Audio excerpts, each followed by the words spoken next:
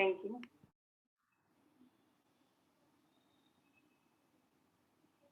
निशांत मुनि जी महाराज हैं क्या? नहीं दिख रहे हैं। ज्वाइन करेंगे तब उनके प्रश्न का उत्तर करें।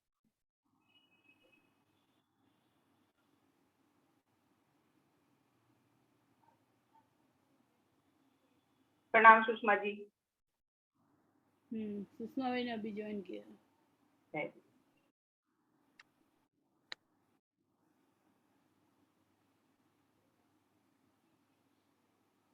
ठीक है, हम कक्षा शुरू कर देते हैं क्योंकि आज थोड़ा सा कुछ स्लाइड वगैरह दिखानी थी। मैंने कहा कुछ लोग जुड़ जाएं तो उसी के बाद हम शुरू करें, नहीं तो बीच में रह जाएगा उन लोगों का।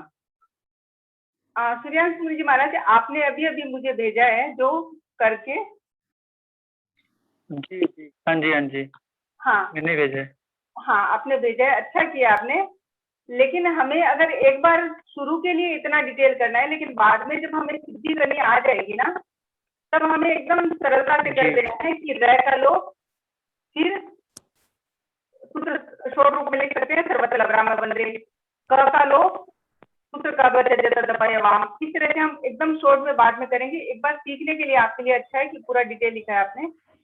अच्छा, मैंने पूरा तो नहीं पढ़ा, अभी आपने भेजा है इसलिए, बाकी अच्छा है आपका। और कुछ लोग ठीक था ना समझने के लिए, तो वैसे क्या चीज ठीक था ना समझने के लिए, ठीक लिखा था ना, गलत तो था ना, कुछ सूत्र कोई गलत लिखा हो, कोई मीनिंग इस नियम कोई इसका। हाँ नहीं, मैं पढ़ूंगी, बाद में पढ़ूंगी, आज अभी अभी आया ना इसलिए पढ़ नहीं पाई थी। ठीक है। हाँ मैम कोई लिंक के बारे में पूछ रहे हैं। क्या चीज के बारे में? वो कोई मैसेज आया है कि लिंक के लिए पूछ रहे हैं। अच्छा,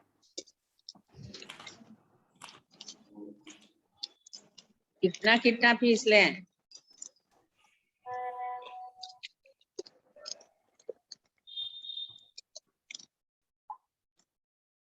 लिंक रोज हमारा एक ही रहेगा।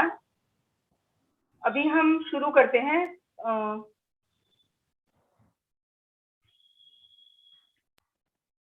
निशांत मुनि जी महाराज आए क्या? अभी है क्या क्लास में? एनके जे से किसने ज्वाइन किया हुआ है? एनके जे है, निशांत मुनि जी नहीं है।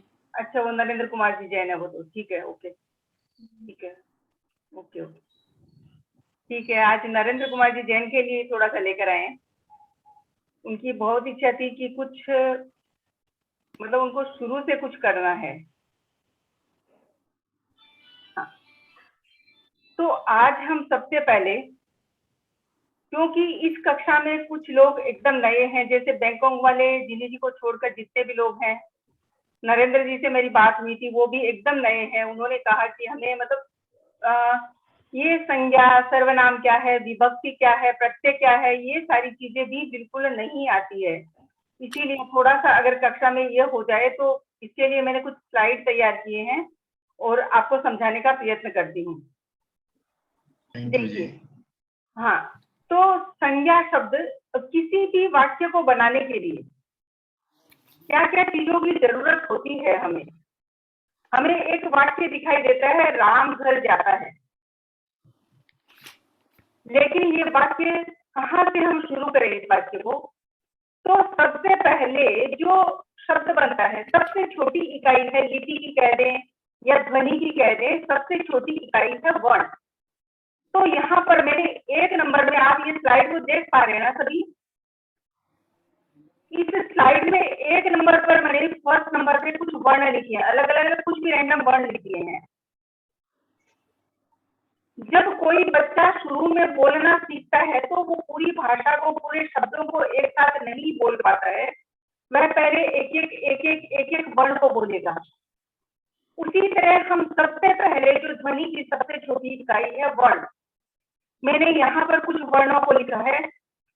कुछ वर्णों को जब हम संधि कर देंगे, मिला देंगे, तब 2 नंबर पे जो हमारा शब्द है वो बन जाएगा। जैसे मैंने कुछ यहाँ से वर्ण लिए, पु, रु, श, इस प्रकार से 3 अलग अलग वर्णों को लिया और मैंने जब उनको मिला दिया तो हमारा एक शब्द तैयार हो गया, पुरुष। पुरुष शब्द हमारा तैयार हो गया। हिंदी में हम सीधा का सीधा पुरुष लिख देते हैं, लेकिन जब हम संस्कृत और प्राकृत की बात करते हैं तो यहाँ पर अपदम न प्रयुंजित, अर्थात जब तक किसी भी शब्द या धातु के पीछे प्रत्यय को नहीं जोड़ा जाएगा, उस शब्द को पद नहीं बनाया जाएगा, तब तक उस शब्द का हम वाक्य में प्रयोग नहीं कर सकते। तब हमें क्या करना होगा, हमारे पास ये पुरुष शब्द तो है, लेकिन इसे हमें पद बनाना है, क्योंकि आगे हमें बाद में इसके लिए वाक्य भी तैयार करना है। तो फिर मैंने क्या किया, पुरुष शब्द को लिया और सभी म्यूट कर दे अपने आप को, सभी म्यूट कर दे। मैम आवाज आपकी क्लियर नहीं आ रही है, क्या कारण है? बाकी सबको आ रही है क्या सुषमा जी? नहीं मैम जी, आपकी मुझे नहीं आवाज आ ऐसे लड़ के आ रही है। राजू जी थोड़ी सी डिस्टर्ब होके आ रही है, क्लियर नहीं आ रही है, बहुत दूर से आ रही है। एक सेकंड, अभी आशा जी अभी आ रही है? हाँ अब आ रही है, बिल्कुल बराबर, अब बराबर आ अब रही है। बराबर है मैम। अच्छा बराबर ठीक है है। estimate। हाँ आवाज का बोल दीजिए, नहीं तो क्या आप लोगों को सुनाई नहीं देगा तो कुछ नहीं होगा। ठीक है, नो मैम। जी वही समझ में नहीं आने की वजह से बोलना। नहीं नहीं जरूरी है, बोलना जरूरी भी है, क्योंकि आवाज नहीं आएगी तो सुनेंगे कैसे। ठीक है, अभी आ रही है ना एकदम क्लियर? जी यस मैम।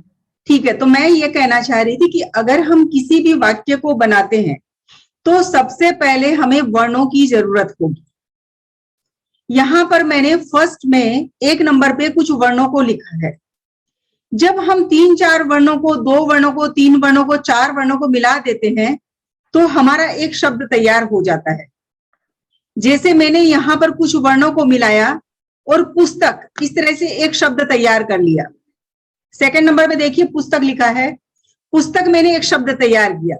लेकिन अगर मुझे संस्कृत और प्राकृत में वाक्य बनाना है तो पुस्तक से सिर्फ मेरा काम नहीं चलेगा, क्योंकि जब तक किसी भी शब्द या धातु के पीछे हम प्रत्ययों को नहीं जोड़ेंगे, उस शब्द को पद नहीं बनाएंगे, वो वाक्य में प्रयोग में नहीं लाया जा सकता। तब हमें तीसरा हमारा प्रोसेस होगा, उस शब्द, म्यूट कर दें, सिर्फ आशा जी आप अनम्यूट रहे, बाकी सभी म्यूट रखें।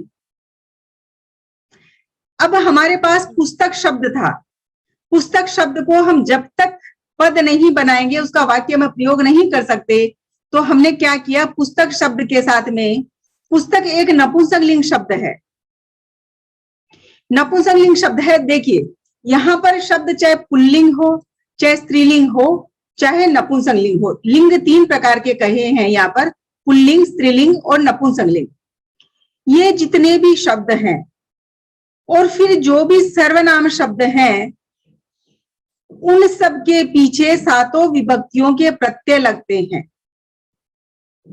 प्रथमा, वो आगे भी मैं इसको बताने वाली हूँ 7 विभक्तियों को भी। अभी यहाँ पर हम पुस्तक शब्द नपुंसकलिंग है, प्रथमा विभक्ति एक वचन में, इसके पीछे हम सी प्रत्यय लगाएंगे। सी प्रत्यय लगाएंगे तो संस्कृत में ये बन जाएगा पुस्तकम। लेकिन यहाँ पर हम बात कर रहे हैं प्राकृत की, तो प्राकृतिक में वो ही पुस्तकम शब्द बनेगा हमारा पोथअम। आप तीसरे नंबर की, ये 3 नंबर में देख पा रहे हैं यहाँ पर इस लाइन में, सो पोथअम देख पा रहे हैं ना, पोथअम जी जी। सो पोथअम, इस प्रकार से हमारा पोथअम एक पद बन गया है। अब इस पोथअम पद को हम वाक्य में प्रयोग में ला सकते हैं, लेकिन किसी भी वाक्य को बनाने के लिए हमें कम से कम 2 पदों की आवश्यकता होती है, कम से कम, अर्थात एक कर्ता और एक क्रिया। कर्ता नहीं होता है तो कर्म भी हो जाता है कभी कभी, और क्रिया होती है। इस तरह से कम 2 पद के बिना वाक्य नहीं बनता। अब अगर हमें वाक्य बनाना है, जैसे मैंने कहा यहाँ पर ये 1 2 3 4, नीचे जो एक छोटा लड़का किताब पढ़ रहा है, एक बालक है और उसके हाथ में एक पुस्तक है, इसके लिए हम एक वाक्य का निर्माण करेंगे, एकदम छोटा वाक्य, सिर्फ 2 ही पद है उसमें, सो पढ़ई। सो वह पढ़ता है, हमारा एक वाक्य बन गया। अब देखिए सो शब्द जो है वो सर्वनाम शब्द है अन्य पुरुष का। बालक पढ़ई भी कर सकते थे हम यहाँ पर, और बालक की जगह पर सो पढ़ई भी कर सकते हैं। और बालक अगर हमारे पास में खड़ा है तो ऐसो पढ़ई भी कर सकते हैं। वह पढ़ता है के लिए पुल्लिंग में हमने बनाया सो। देखिए यहां पर सो में भी सी प्रत्यय लगकर इसको बनाया गया है सो। और जो हमारी धातु थी पढ़, संस्कृत में पठ धातु थी, प्राकृत में वो पढ़ धातु हुई।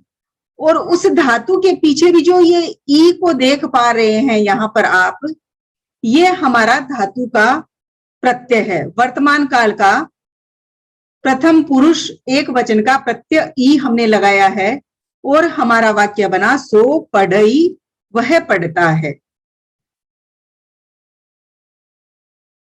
इसी तरह से यहाँ पर इतने सारे वर्ण मैंने बताए हैं, सब वर्णों में से फिर मैंने कोई शब्द लिया। यहाँ पर इतने सारे शब्द हैं, मैंने फिर यहां से एक शब्द ले लिया बालक। बालक शब्द बालिका शब्द ले लेते हैं। बालिका शब्द ये स्त्रीलिंग शब्द है। देखिए बालिका, पहले जो हमने पुस्तक शब्द लिया था वो नपुंसक लिया था, फिर सो को जो लिया वह पुल्लिंग था, अभी बालिका शब्द को हम ले रहे हैं, ये स्त्रीलिंग शब्द है। बालिका में हम जब सी प्रत्यय लगाएंगे तो बालिका का बालिका ही रहेगा, क्योंकि उस सी प्रत्यय का लोप हो जाता है। एक वचन की बात हो रही है यहाँ पर, अभी एक वचन की बात होगी। अब यहाँ पर एक बालिका है ये पहली, तो फिर मैंने बालिका एक शब्द ले लिया, उसके साथ हम एक धातु ले लेते हैं, हस धातु को ले लेते हैं, तो हमारा वाक्य बन जाएगा बालिका हसई। बालिका हसती भी हो सकता है, बालिका हसदी भी सौर श्रेणी के हिसाब से हो सकता है। और यहां पर ये बहुत सारी बालिकाएं जब आ गई, जब बहुवचन की बात आई, क्योंकि प्राकृत में सिर्फ दो ही वचन होते हैं, एक वचन और बहुवचन। आप नोट करते जाइए जो भी नियम होंगे। संस्कृत भाषा में 3 वचन होते हैं, एक वचन, द्विवचन और बहुवचन, जबकि प्राकृत भाषा में एक वचन और बहुवचन 2 ही वचन होते हैं। मतलब कहने का मतलब है 2 व्यक्ति तो आएंगे, लेकिन उनका जब उनके साथ क्रिया लगेगी तो उनको बहुवचन के अंदर ही ले लिया जाएगा। अर्थात एक के बाद में जितने, वो आपने बालिका पढ़ई बोला तो बाली आ पढ़ई होना चाहिए ना? हाँ होता है प्राकृत में। हाँ होगा, बाली आई होगा, और बालिका भी रख सकते हैं, क्योंकि देखिए प्राकृत में बहुलम का प्रयोग होता है, क्वचित प्रवृत्ति। वही मैं निशांत मुनि जी को बताना चाह रही थी। आज कुछ वाक्य उनके लिए था, जब वो क्लास में आएंगे तो बता दीजिएगा आशा जी, तो उनका जो एक प्रश्न था वो क्लियर कर देंगे। जी जी कृतज्ञ। हाँ ठीक है, तो हमारी बात चल रही थी बालिका। अब हम लेते हैं, यहाँ पर बहुत सारी बालिकाएं आप इस पिक्चर में देख पा रही हैं और वे सब हंस रही हैं, तो हिंदी में हमारा वाक्य बनता है बालिकाएं हंसती है। जब हम इसी वाक्य को प्राकृत बनाएंगे तो जो बालिका शब्द था हमारा, उसके पीछे हम जस प्रत्यय लगाएंगे बहुवचन में, और हमारा शब्द बनेगा बाली आओ। जो एक वचन में बाली आ था, फिर ओ प्रत्यय लग जाएगा, बाली आओ शब्द बन जाएगा। और हसती की जगह बहुवचन में बना देंगे हसंती। एक वचन में था बाली आ हसती, बहुवचन में हो गया बाली आओ हसंती। इसी प्रकार से यहाँ पर मैंने काफी, आप लोग इसका स्क्रीनशॉट ले सकते हैं और समझने की कोशिश करेंगे। जैसे फूल है, नपुंसक लिंग शब्द है, हमें पहले तो शब्दों की तरफ ध्यान देना है, शब्दों को पहचानना है। उनको पहचानने का कोई तरीका नहीं है, हमें अपने पढ़ते पढ़ते पढ़ते पढ़ते अभ्यास से। मीना जी आप म्यूट कीजिए, मीना जी, दीपचंद जी सभी म्यूट करके ही ज्वाइन कीजिए। हाँ, हमें शब्दों को अभ्यास से ही पहचान सकेंगे कि ये शब्द पुल्लिंग है, स्त्रीलिंग है या नपुंसक लिंग है। अब फूल शब्द हमारा यहाँ पर नपुंसक लिंग है, फूल खिलता है, एक हमारा एक फूल है, खिलता है, तो हम लिखेंगे पुष्पम वियसई, वियसई। और जब बहुत सारे फूल खिलते हैं, पुष्पाइन वियसंती। अब 2 नंबर पे मेरी स्लाइड है। यहां पर अब हम जानेंगे कि अगर हमें भाषा को सीखना है, चाहे हम हिंदी भाषा को लें, चाहे संस्कृत भाषा को लें या प्राकृत भाषा को लें, ये सारी चीजें अगर हम व्याकरण को पढ़ते हैं तो सभी भाषाओं में आएगी। जैसे संज्ञा क्या है, मूल रूप से हमें क्या क्या समझना है। संज्ञा क्या है, सर्वनाम क्या है, अव्यय क्या है, उपसर्ग क्या है, क्रिया क्या है, क्रिया विशेषण क्या है और संज्ञा सर्वनाम विशेषण क्या है। इतनी सारी चीजें हमारी एकदम क्लियर होनी चाहिए। अब सबसे पहले आता है कि संज्ञा क्या है। संज्ञा किसे कहते हैं? संज्ञा अर्थात हमने हिंदी में परिभाषा पढ़ी थी, किसी भी व्यक्ति, वस्तु, जाति, स्थान, कोई भी जो नाम है वो सारे संज्ञा शब्द हैं, उन्हें संज्ञा कहते हैं। आवाज नहीं आ रही है? आवाज नहीं आ रही? आ रही है। नहीं, आ रही है हमें बराबर आ आवाज रही तो है। अच्छा आ रही है, आवाज मुझे ही तो नहीं आ रही है क्या? अच्छा, ठीक है, एकदम अच्छे से आ रही है। ठीक है, फिर कोई बात नहीं, फिर बहुत आशा अच्छी आ रही है, बहुत अच्छी आवाज आ रही है। अच्छा, ठीक है, थैंक यू। तो सबसे पहले हम संज्ञा को शब्द, मतलब जितने भी नाम है, किसी गांव का नाम ले लो, किसी जगह का नाम ले लो, किसी वस्तु का नाम ले लो, किसी व्यक्ति का नाम ले लो, जितने भी नाम है सारे संज्ञा शब्द हैं। और उन संज्ञा शब्दों के पीछे सातों विभक्ति, इन संज्ञा शब्दों के सातों विभक्तियों में रूप चलते हैं और उनके पीछे अलग अलग प्रत्ययों को जोड़कर उनका रूप चलाया जाता है। एक हो गया आपका संज्ञा शब्द, मतलब सातों विभक्तियों में इनके रूप चलेंगे। जो भी नाम है ये सारे, चाहे स्त्रीलिंग हो, चाहे पुल्लिंग हो, चाहे नपुंसकलिंग हो, चाहे गांव का नाम हो, चाहे वस्तु का नाम हो, सभी चीजें इसमें आ जाएगी। 2 नंबर पे आता है हमारा सर्वनाम किसे कहते हैं। संज्ञा शब्द के स्थान पर प्रयुक्त होता है जो, वह सर्वनाम है। अर्थात मैंने जैसे कहा कि बालक जाता है, बालक शब्द यहां पर संज्ञा शब्द है क्योंकि बालक किसी का नाम है। बालक जब संज्ञा शब्द है तो मैंने कहा बालक जाता है, जाता है हमारी हो गई क्रिया, बालो गच्छई, इस प्रकार से बनेगा प्राकृत में। लेकिन यहां पर मैं संज्ञा जो बालक है उसके स्थान पर सर्वनाम शब्द का प्रयोग करूंगी और मैं बोलूंगी कि सो गच्छई, वह जाता है। कोई फर्क नहीं पड़ा, बालक मेरे से थोड़ा सा दूर खड़ा है, बालक मेरे से थोड़ा सा दूर खड़ा है और मैंने बोल दिया सो गच्छई, या मैं बोल दूं बालो गच्छई, या मैं बोल दूं रामो गच्छई, कोई फर्क नहीं पड़ेगा। अर्थात संज्ञा शब्द के स्थान पर जो भी काम आता है शब्द वह सर्वनाम शब्द है। सर्वनाम शब्द भी अगर संज्ञा शब्द आपका पुल्लिंग है तो सर्वनाम शब्द भी पुल्लिंग ही जुड़ेगा। संज्ञा शब्द अब अगर आपका एक वचन में है तो सर्वनाम शब्द भी उसके स्थान पर एक वचन ही होगा। अर्थात दोनों के विभक्ति और प्रत्यय समान होंगे। तीसरी चीज आती है विशेषण।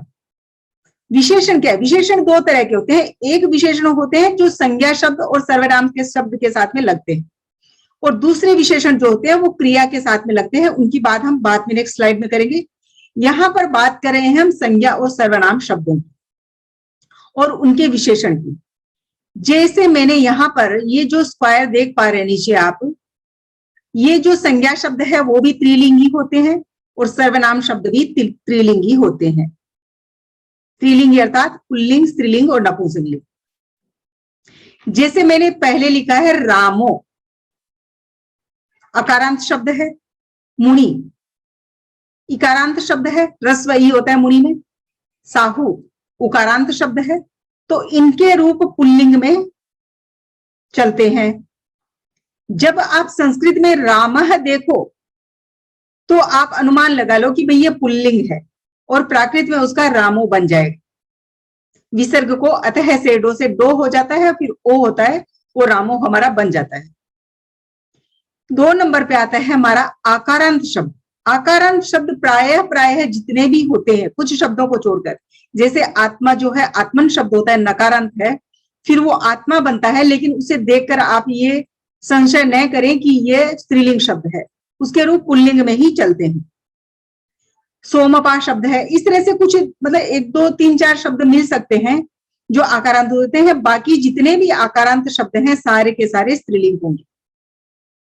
फिर दीर्घ इकारांत, ईकारांत, उकारांत, इकारांत, रस्व इकारांत भी और रस्व उकारांत भी, ये सारे शब्दों के रूप स्त्रीलिंग में चलते हैं। फिर आता है नपुंसकलिंग, जैसे फल, फलम, दहीम, महुम। अब जैसे मधु शब्द है तो वो शब्दों को हमें बार बार पढ़ने से ही पता चलेगा कि ये पुल्लिंग है या स्त्रीलिंग है।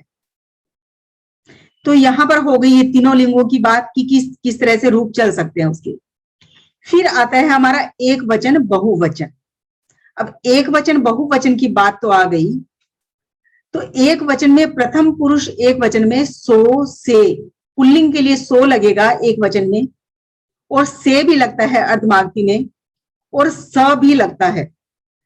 इस प्रकार से पुल्लिंग में प्रथमा विभक्ति एक वचन में ये 3 रूप बन जाते हैं सर्वनाम के, सो, से और स। और स्त्रीलिंग में रूप बनता है सा, और नपुंसक लिंग में बनेगा तम और नम। वही बहुवचन की जब बात आती है तो पुल्लिंग में ते, स्त्रीलिंग में ता, ताओ, नपुंसक लिंग में ताणी शब्द आएगा। फिर इसी तरह से 3 पुरुष होते हैं, जब क्रियापद चलते हैं तो हमारा मध्यम पुरुष और उत्तम पुरुष भी आता है। देखिए, एक चीज विशेष हमें ध्यान देने योग्य है कि कोई भी संज्ञा शब्द है उसके स्थान पर हमें सर्वनाम शब्द का प्रयोग करना है, तो वो जब प्रथम पुरुष की बात आएगी तभी उस संज्ञा शब्द के स्थान पर हम सर्वनाम शब्द का प्रयोग कर सकते हैं। जैसे शब्द है वह जाता है, तो मैं उसके स्थान पर कह सकती हूं कि बालक जाता है। लेकिन अगर मैंने कहा कि तुम जाते हो, तो उस सर्वनाम शब्द के स्थान पर मैं संज्ञा शब्द का प्रयोग नहीं कर सकती। इसीलिए सिर्फ प्रथम पुरुष में ही हम संज्ञा शब्द के स्थान पर सर्वनाम शब्द का प्रयोग कर सकते हैं। अब बात आई हमारी विशेषण की कि हम संज्ञा और सर्वनाम शब्दों के आगे विशेषण क्या होता है। जैसे मैंने कहा रामो, ये हमारा संज्ञा शब्द है। अब मुझे उस राम की कुछ विशेषताएं बतानी है कि राम विद्वान है, तो मैं लगा दूंगी विवुसो। अब जो रामो मेरा प्रथमा विभक्ति एक वचन में है, तो उसका विशेषण भी प्रथमा विभक्ति एक वचन में मैंने बनाया विवुसो। अगर इसके स्थान पर अगर ज्यादा राम होते तो मेरा प्राकृत में शब्द बनता रामा। और जब मैं उसका विशेषण विदु मतलब बहुत सारे राम विद्वान हैं अगर ऐसा कहती तो रामा व्यूसा अथी, व्यूसा कर देंगे। फिर मतलब दोनों में विभक्ति जो लगेगी वो समान लगेगी। ये चीज आप इसको रिकॉर्डिंग को अगर बार बार सुनेंगे ना, क्योंकि एक बार में जब इतनी बातें बताई जाती है, जो नए लोग हैं उन्हें समझ में शायद थोड़ा देरी से आएगा, कोई बात नहीं, आप बार बार करिए हो जाएगा। जैसे मैंने लिखा है एगो रामो, राम शब्द पुल्लिंग है, इसीलिए मैंने उसका जो विशेषण एगो किया है वो भी पुल्लिंग ही किया है। 2 नंबर पे मैंने लिखा है एगा सिया, सीता शब्द स्त्रीलिंग है, तो जो आगे एक शब्द के जो विभक्ति लगी है वो भी स्त्रीलिंग के हिसाब से बना है एगा। यहां पर नयरे, नगर में सप्तमी विभक्ति एक वचन का शब्द है, तो यहां पर आगे मैंने जो एगम्मी ये सर्वनाम शब्द जो इसका विशेषण बनाया है संख्या शब्द को, ये भी सप्तमी विभक्ति एक वचन ही होगा। राइट साइड में देखिए सो बाल ओ, बालक शब्द के पीछे ओ है, सो के पीछे भी ओ है, यानी दोनों में समान विभक्ति और समान प्रत्यय है। क्योंकि ये जो सो है यह बालक का विशेषण है, वह बालक। 2 नंबर पे है सा बालिका, देखिए तम फलम। क्लियर हुआ यहां तक?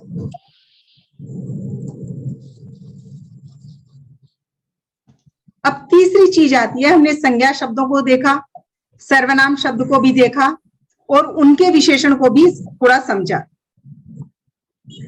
उसके बाद में हमारी मुख्य क्या आती है शब्द? क्रिया, क्योंकि कोई भी वाक्य क्रिया के बिना पूर्ण नहीं कहा जा सकता। म्यूट कर दीजिए मीना जी दुगड़, जिसका भी अनम्यूट है म्यूट कर दीजिए। तो क्रिया इंग्लिश में वर्ब कहते हैं, संस्कृत में उसे धातु भी कहते हैं, और प्राकृत में क्रिया को हम किरिया ऐसा बना देते हैं एक सूत्र के द्वारा। क्रिया विशेषण, अब पहले जो हमने पढ़े थे वो संज्ञा और सर्वनाम विशेषणों को पढ़ा था, लेकिन अभी हम क्रिया विशेषण की बात कर रहे हैं। ये क्रिया विशेषण जो है हमें क्रिया की विशेषताएं बताएंगे। और काल की प्राकृत भाषा में कौन कौन से काल का प्रयोग किया जाता है। तो इस पहली जो हमारी जो ये है बॉक्स है, उसमें हमने एक वचन और बहुवचन में कुछ क्रियाओं को देखते हैं। चलई चलए, प्रथम पुरुष एक वचन वर्तमान काल के प्रत्यय मैंने लगाए हैं। चल धातु थी मेरी और ई और ए प्रत्यय लगाया है। एक सूत्र है इत्यादि नामादि, ऐसा एक सूत्र है, उससे ती प्रत्यय जो होता है संस्कृत का तिप तस अंति यानी ती प्रत्यय होता है, उसको ई और ए हो जाता है। तो चलई चल, नहीं आ रही आवाज? अब तो आ रही है, बीच में रुक गई बंद हो थी, बीच में रुक गई थी। कुछ इंटरनेट की अभी प्रॉब्लम हो रही है, मुझे लगता है कुछ इंटरनेट का ही प्रॉब्लम हो रहा है, इसलिए इशू आ रहा है। जी जी कोई बात। हाँ ठीक है, मैं एक बार फिर से बोल देती हूँ। क्रिया चलई चलए, जो संस्कृत के तिप तस अंति प्रत्यय होते हैं, उन्हें प्राकृत भाषा में तिप प्रत्यय को ई और ए हो जाता है एक सूत्र के द्वारा। त्यादि नामादि चास चे चौ ऐसा सूत्र है एक, उससे ई और ए हो जाता है। चल धातु के पीछे हमने प्रत्यय जोड़ दिया। चलई चलए, चलता है, एक वचन की क्रिया हुई है हमारी, वर्तमान काल एक वचन चलई चलता है हिंदी में। बहुवचन की क्रिया में ने ती प्रत्यय जोड़ा, न हलंत है और ती बोलते हैं उसको। चलंती हमारा शब्द बन गया चलंती, चलते हैं। इसी तरह नीचे क्रियाएं हैं। खादई खाता है, खादंती खाते हैं। णाई नाता है, णंती नाते हैं। अब देखिए यहां पर एक नियम लगता है। णा धातु जो है, पहले तो एक प्राकृत का एक नियम है, मतलब उसे स्ट्रॉन्ग नियम भी कह सकते हैं हम, कि आदि में संयुक्त व्यंजन नहीं होते। लेकिन अब विकल्प की बात आती है, क्वचित प्रवृत्ति क्वचित अप्रवृत्ति, मतलब कहीं पर प्रवृत्ति नहीं भी होती है। उस हिसाब से यहां पर नाई में आदि में भी संयुक्त व्यंजन आप देख पा रहे हैं। नहाता है, जब बहुवचन की आई हमें बात, तो हमें नांति बनाना चाहिए था, यहां पर हमने ह में अकार क्यों किया? तब हमारा एक नियम है प्राकृत का कि जिस किसी भी शब्द के ऊपर अगर अनुस्वार है तो रस्व मी एक सूत्र आता है, उससे मैं उस जो वर्ण को मैं रस्व कर देता हूं। रस्व मी से जिसके ऊपर अनुस्वार है वो कभी दीर्घ वर्ण नहीं होगा, रस्व हो जाएगा। इसीलिए हमारा हा जो था वो यहां पर ह हो गया, क्योंकि उसके ऊपर अनुस्वार है। णंती नाते हैं, हसई हंसता है, हसंती हंसते हैं, नच्चई नाचता है, नच्चंती नाचते हैं। इसी तरह से नीचे मैंने कुछ क्रियाएं दी है। अब बात आती है कि क्रिया विशेषण क्या है। क्रिया को तो हमने जान लिया, और पहले हमने संज्ञा और सर्वनाम के विशेषणों को भी जाना। क्रिया विशेषण है जो क्रिया की विशेषता बताते हैं। अर्थात एक आदमी चल रहा है, अब मैं अगर कहूंगी कि वह धीरे धीरे चलता है, वह तेज चलता है, तो ये सारी क्या हो गई? उस क्रिया की विशेषता ही हो गई। सो चलई एकदम सामान्य वाक्य हो गया, वह चलता है। एक आदमी है, उसके लिए मैंने सो पुल्लिंग सर्वनाम शब्द प्रथमा विभक्ति एक वचन का सो चलई क्रिया भी लगाई उसके अनुसार। अब मैं कहना चाहूंगी कि एक आदमी धीरे धीरे चलता है या धीरे चलता है, तब मैं लिखूंगी सो मंदम चलई, सो सणियम चलई। तो ये सारे क्या हो गया कि वो कैसा चलता है, ये सारी क्रिया की जो विशेषताएं बताते हैं वो क्रिया विशेषण हो जाते हैं। जैसे हमने एक धातु ली खाद, खाने के अर्थ में खाद, खाता है, खाद ई प्रत्यय लगाया, खादई बन गया। बालिका खादई, बालिका खाती है। यहां पर बीच में कर्म वगैरह कुछ भी नहीं है, सिर्फ कर्ता और क्रिया। बालिका खादई, बालिका खाती है। अब हमें इस क्रिया के साथ में एक विशेषण अगर जोड़ना है कि बालिका एक बार खाती है। हिंदी का शब्द देखिए, हिंदी में भी ये सारी चीजें होती है, लेकिन उन चीजों पे हम गौर नहीं करते हैं कि कहां पर तो अव्यय लगा है, कहां पर विशेषण लगा है और कहां पर प्रत्यय लगा है। बालिका खादई मैंने एक बीच में जोड़ दिया कि बालिका एक बार खाती है, हमारा शब्द बनेगा बालिका सई या ए गया खादई।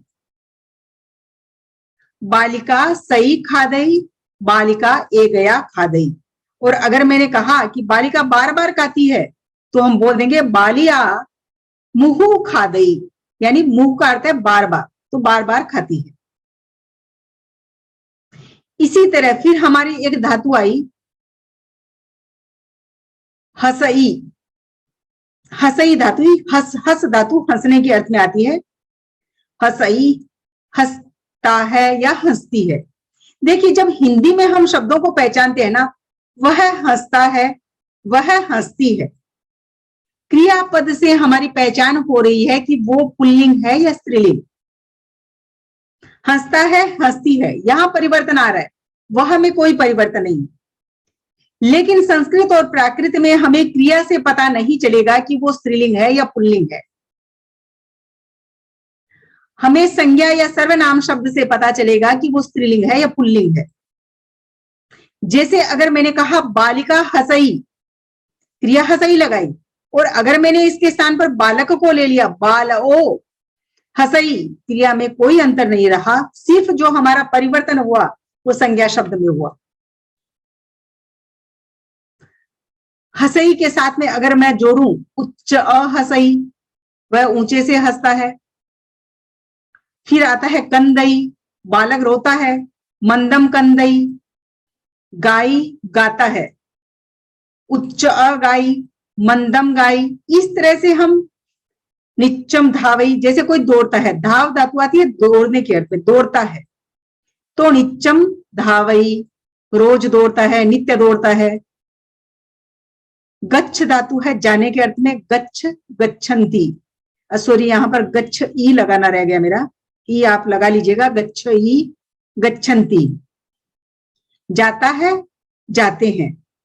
तो सो खिप्पम मतलब शीघ्र, सो खिप्पम गच्छई। और अगर बहुवचन में बनाना हो तो ते खिप्पम गच्छन्ति। अब देखिए, यहां पर जो आप बीच में जो क्रिया का विशेषण जोड़ रहे हैं उसमें कोई भी अंतर नहीं आएगा, चाहे आप वाक्य को एक वचन में बनाएं या बहुवचन में बनाएं, क्योंकि जो अव्यय होते हैं उनमें परिवर्तन नहीं होता है, चाहे वो स्त्रीलिंग के साथ में जुड़े, चाहे वो पुल्लिंग के साथ में जुड़े, चाहे एक वचन में जुड़े या चाहे बहुवचन में जुड़े।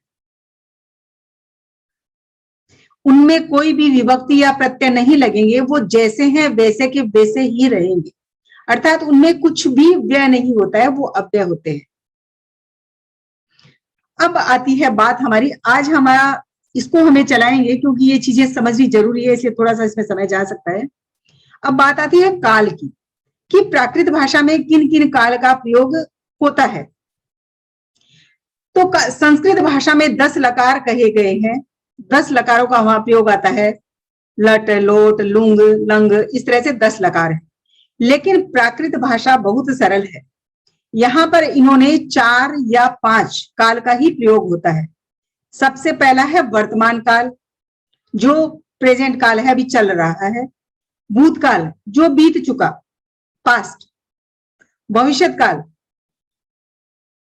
जो आने वाला है फ्यूचर, आज्ञार्थक अर्थात हम किसी को आज्ञा दे रहे हैं कि तुम ऐसा करो वैसा करो, आज्ञार्थक। और फिर एक आता है विधि लिंग। यहाँ पर प्राकृत भाषा में क्या किया है कि आज्ञार्थक और विधि लिंग को प्राय एक ही प्रयोग आज्ञार्थक भी कर देते हैं, विधि लिंग भी कर देते हैं।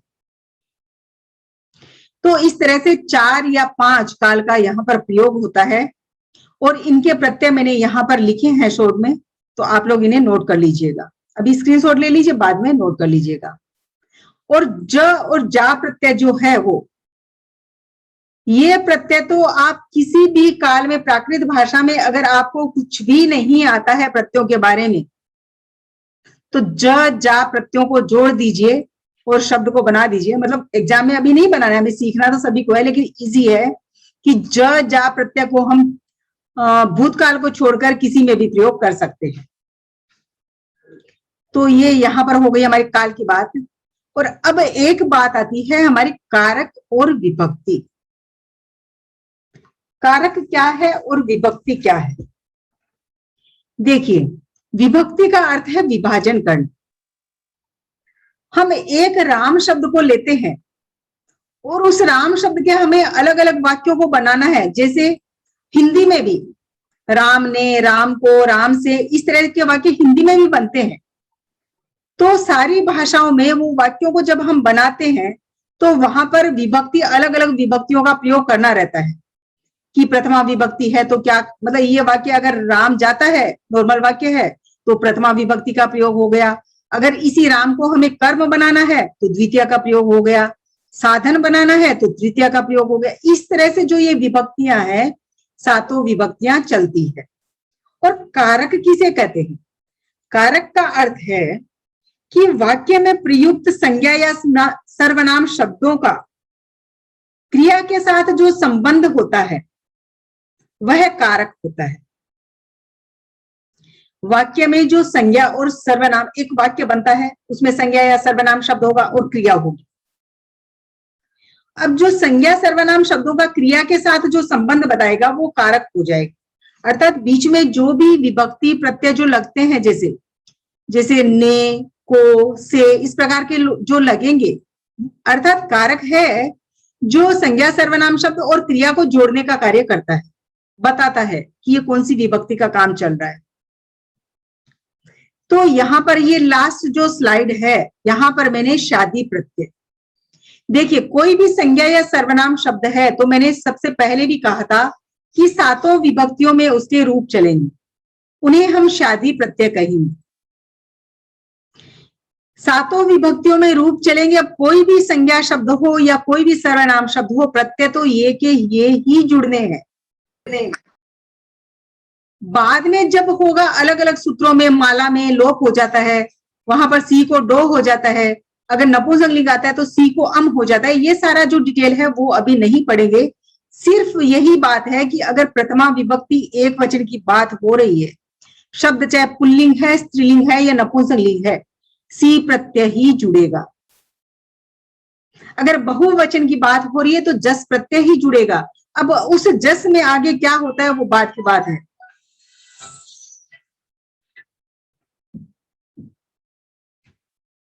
सॉरी, ठीक है। तो ये शादी प्रत्यय मैंने यहां पर लिखे हैं क्योंकि देखिए बात ऐसी थी कि संस्कृत में 3 वचन होते हैं, एक वचन, द्विवचन और बहुवचन। तो वहां पर प्रत्यय भी द्विवचन के प्रत्यय मैंने यहाँ पर नहीं लिखे हैं, लेकिन संस्कृत भाषा में होते हैं। सी औ जस, इस प्रकार से वो प्रत्यय होते हैं। अम औ शश, ता भ्याम बीस, इस प्रकार से प्रत्यय होते हैं। लेकिन प्राकृत भाषा में वो प्रत्यय नहीं होते, इसलिए मैंने वो बीच की लाइन यहाँ से हटा दी और एक वचन और बहुवचन को प्रत्ययों को लिखा है जो प्राकृत भाषा में प्रयोग में लाए जाते हैं। अब हमारी बात हो गई कि हमने थोड़ा सा प्रत्ययों को भी जाना, थोड़ा सा। अब यहाँ पर विभक्ति है। विभक्तियां जो है प्राकृत में 6 विभक्तियां होती है। प्रथमा, द्वितीया, तृतीया, चतुर्थी विभक्ति का कार्य षष्ठी में ही हो जाता है। चतुर्थी विभक्ति नहीं होती ऐसा नहीं कह सकते, क्योंकि चतुर्थी का जो कार्य होना है वो तो होगा ही। दान अर्थ में चतुर्थी आएगी, तादर्थ्य अर्थ में चतुर्थी आएगी, लेकिन जो चतुर्थी के अर्थ में जो प्रत्यय लगेंगे वो आपके षष्ठी विभक्ति के जो प्रत्यय हैं वो ही लगेंगे। गंस और आम। पंचमी विभक्ति होगी, षष्ठी होगी, सप्तमी होगी। प्रथमा विभक्ति इसका कारक कर्ता, द्वितीय विभक्ति कर्म। इसके यहां पर साइड में मैंने कारक चिन्ह भी लिखे गए हैं, जैसे कर्ता ने कर्म को करण से, संप्रदान के लिए, अपादान से, जब कोई अलग होती है चीज कहीं से तो उस अर्थ में भी अपादान आता है। संबंध का के की रारेरी, अधिकरण में पर और संबोधन। इस तरह से ये विभक्ति कारक और कारक चिन्ह है। अब आती है कि इनका हम प्रयोग कैसे करें। तो देखिए, जब हमें प्रथमा विभक्ति, एक मैंने शब्द लिया है राम, राम शब्द को लिया, हिंदी का राम शब्द लिया और संस्कृत में वो रामः बन गया और प्राकृत आते आते वो रामो बन गया। रामो गच्छई, रामो गच्छई, प्रथमा विभक्ति एक वचन, रामो प्रथमा विभक्ति एक वचन। तो जो क्रिया लगेगी यहां पर, ये रामो शब्द एक वचन है तो क्रिया भी उसके अनुसार एक वचन ही होगी। अगर ये राम शब्द अन्य पुरुष का है तो क्रिया भी अन्य पुरुष यानी प्रथम पुरुष की ही होगी। इस चीज का आप विशेष ध्यान रखें। अगर इसी रामो गच्छी की जगह अगर मैं कहती कि मैं जाती हूं तो मैं बोलती अहम गच्छामि। देखिए गच्छामि, यहां अंतर आ गया क्रिया में, क्योंकि आगे जो शब्द था, जो संज्ञा शब्द या सर्वनाम शब्द था, उसमें अंतर आया, इसलिए क्रिया में भी अंतर आया। तो ये हमारा प्रथमा विभक्ति एक वचन में रामो गच्छई बन गया, उसकी जगह पर मैं सो गच्छई भी कह सकती हूँ। अब इसी राम शब्द को मैंने कर्म बनाया है दूसरे सेंटेंस में। यहां पर मैंने लिखा है कि गुरु राम को प्रश्न पूछता है। गुरु, देखिए हिंदी सेंटेंस पे भी ध्यान दीजिए। गुरु राम को प्रश्न पूछता है। राम को, हिंदी में को आ रहा है और यहां हमारा जो चिन्ह मैंने बताया है कारक चिन्ह है कि अगर को आ जाए तो द्वितीय विभक्ति हो गई आपकी। देखिए प्राकृत में बहुलम होता है, अलग अलग अर्थ में कहीं पर आपको को दिखाई देगा, लेकिन आपका प्रश्न होगा कि भाई यहाँ पर तो को है फिर भी आपने सप्तमी क्यों लगा दी। तो उसके लिए कहीं कहीं पर विकल्प है और उन्होंने अलग सूत्र से, जैसे सप्तमी के स्थान पर द्वितीय हो जाती है, तृतीया हो जाती है, तो वो अलग नियम है। लेकिन अगर हम देखिए मुख्य रूप में तो यहाँ पर हमारा राम कर्म हो गया, क्योंकि गुरु राम को प्रश्न पूछता है। इस वाक्य में दो कर्म आ गए, क्योंकि पृच्छ धातु है, वो द्विकर्मक धातु है, तो यहां पर राम और प्रश्न दोनों आपके कर्म हो गए। गुरु आपका हो गया कर्ता और पुच्छई आपकी हो गई क्रिया। गुरु पुच्छई सीधा वाक्य हो सकता था, गुरु पूछता है। गुरु किसको पूछता है? जब आप कर्म का प्रयोग करेंगे तो कुछ ऐसा प्रश्न उठेगा कि गुरु किसको पूछता है या गुरु क्या पूछता है, इस तरह से आपके प्रश्न उठेंगे। तब आप बोलेंगे कि गुरु राम को पूछता है। गुरु रामम पढ़म पुच्छई। दूसरा मैंने सेंटेंस बनाया, ये उत्तम पुरुष बना दिया। उत्तम पुरुष अर्थात स्वयं के लिए। अहम फलम भुंजामी, मैं फल को खाती हूं। हिंदी में हम नहीं लिखते हैं मैं फल खाती हूं, ऐसा ही लिखते हैं। लेकिन जो को है वो अंदर साइलेंट छुपा हुआ है, उसको बोलने की आवश्यकता नहीं है। अहम फलामी, अहम फलम भुंजामी। तो यहां पर क्रिया भी अहम उत्तम पुरुष है, जो सर्वनाम शब्द है, तो क्रिया भी आपकी उत्तम पुरुष की लगी है। फलम में आपका कोई फर्क नहीं पड़ेगा। जो कर्म है वो चाहे आपका अगर एक वचन में चल रहा है तो वो एक वचन में ही चलेगा, चाहे उसको आप अन्य पुरुष के साथ लगाएं, चाहे आप उत्तम पुरुष के साथ लगाएं, चाहे मध्यम पुरुष के साथ लगाएं। अब 3 नंबर पे आता है हमारा तृतीया विभक्ति के लिए करण अर्थात साधन से, द्वारा। इसको पहचानने के चिन्ह है। जैसे एक प्रश्न आया कि सा वह हाथ से लिखती है। हिंदी में मैं बोला वह हाथ से लिखती है। हाथ से लिखती है। देखिए हिंदी में भी से शब्द आया है और यहां पर भी हमारा से है। तो यहां पर हिंदी में हम ध्यान नहीं देते हैं कि भाई कहाँ कारक चिन्ह है, कहाँ विभक्ति को चेंज करना है, लेकिन हाथ से लिखती है तो यहाँ पर प्रत्यय भी हमें फिर इसका जो तृतीय विभक्ति बहुवचन का एक वचन का जो प्रत्यय है वो हमें लगाना पड़ेगा, टा प्रत्यय। और टा प्रत्यय को यहाँ पर बहुवचन में हाथों से लिखती है, सॉरी मैंने हत्थे बहुवचन का प्रयोग किया है, हाथों से लिखती है तो बहुवचन का प्रत्यय है भीस और उसको प्राकृत में ही, हिम और हिम हो जाता है। तो सा हत्थे ही लिहई। अब देखिए बीच में मैंने जो हाथ शब्द था उसमें विभक्ति का प्रयोग किया गया है। बालिका में कोई नहीं करता है, बालिका तो सा लिहई वह लिखती है, क्रिया उसके अनुसार हो गई है, लेकिन बीच में हमने कर्ण यानी साधन को जोड़ा है। वह किससे लिखती है? आपका प्रश्न उठेगा कि वह किससे लिखती है, तो आपका उत्तर मिलेगा कि वह हाथों से लिखती है। अगर एक हाथ से लिखती है तो हथेण आ जाएगा आपका, हथेण लिहई, और अगर दोनों हाथों से लिखती है तो हत्थे ही लिहई। फिर खाली सिर्फ हमें प्रत्यय और अर्थ में भी आते हैं, जैसे एक सह, सह एक अव्यय होता है। अगर वो सह उस शब्द में आ गया कि सीता राम के साथ जाती है, सीता राम के साथ जाती है, साथ शब्द जब आ गया प्राकृत में उसका सह बनेगा, तो जिसके साथ जाती है उसमें तृतीय विभक्ति का प्रयोग हो जाएगा। तो तृतीय यहां पर किसमें होगा? तृतीय विभक्ति किसके साथ जा रही है? राम के साथ जा रही है, तो रामेण सह गच्छई। राम के साथ कौन जा रही है? सीता, तो सिया रामेण सह गच्छई। अब 4 नंबर पे आता है हमारा चतुर्थी विभक्ति संप्रदान के लिए, दान अर्थ में और भी अलग अलग अर्थों में आते हैं संप्रदान कारक, जैसे क्रोध के अर्थ में, ये सारी चीजों में इस प्रत्यय का प्रयोग किया जाता है। हाँ, जैसे मैंने एक वाक्य बनाया, भरत राम के लिए वन में आता है। भरत राम के लिए वन में आता है। अब जो के लिए आया, ऐसे तो हमने नॉर्मली तो कह देते हैं कि प्राकृत भाषा में चतुर्थी विभक्ति नहीं होती है, लेकिन एक वचन में तादर्थ्य अर्थ में चतुर्थी विभक्ति का प्रयोग भी किया जाता है। मतलब प्रयोग तो होगा ही, षष्ठी के प्रत्ययों को लगाना है हमें, तो जो षष्ठी विभक्ति का प्रत्यय था वो हमने लगाया भरओ। भरत जो शब्द था पुल्लिंग था, करता है तो प्रथमा विभक्ति एक वचन, और जो राम यहाँ पर आपका है उसके लिए जा रहा है ना, किसके लिए जा रहा है? आपका प्रश्न उठेगा किसके लिए, तो किसके लिए, जिसके लिए प्रश्न उठा है राम के लिए, तो राम में आप चतुर्थी विभक्ति का प्रयोग यहां पर करेंगे, रामस्य। अब वो कहाँ जा रहा है? वन में जाता है। अब आपका प्रश्न होगा कि भाई यहाँ पर तो में और पर आ रहा है जो सप्तमी विभक्ति में लगता है एक वचन में, तो फिर यहाँ पर हमने द्वितीय विभक्ति वर्णम क्यों किया? तो इसके लिए एक नियम है कि जो गम धातु है उसके साथ में द्वितीय विभक्ति का प्रयोग ही होता है, सप्तमी का नहीं।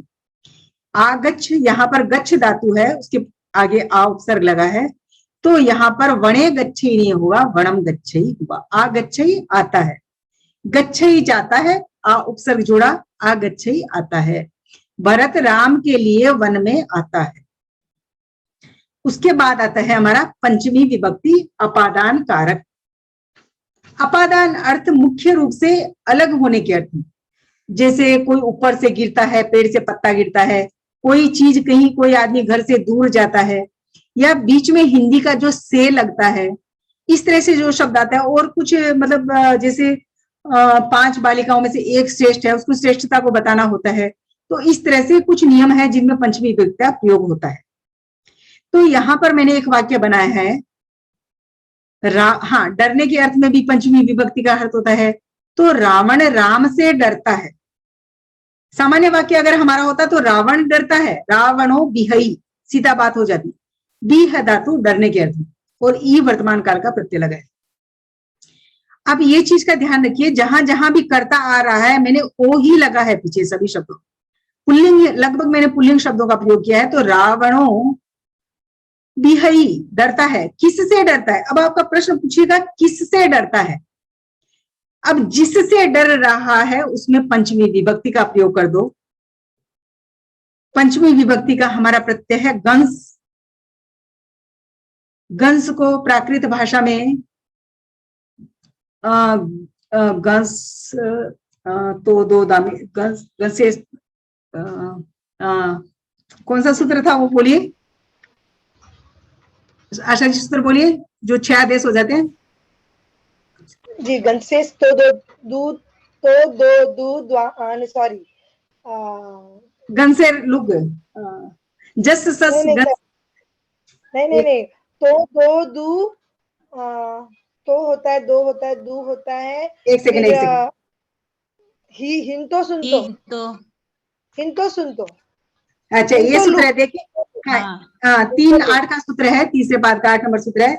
गंसेस तो दो दू ही हिंतो लुक, यानी जो षष्ठी विभक्ति का जो गंस प्रत्यय है उसको ये सारे आदेश होते हैं।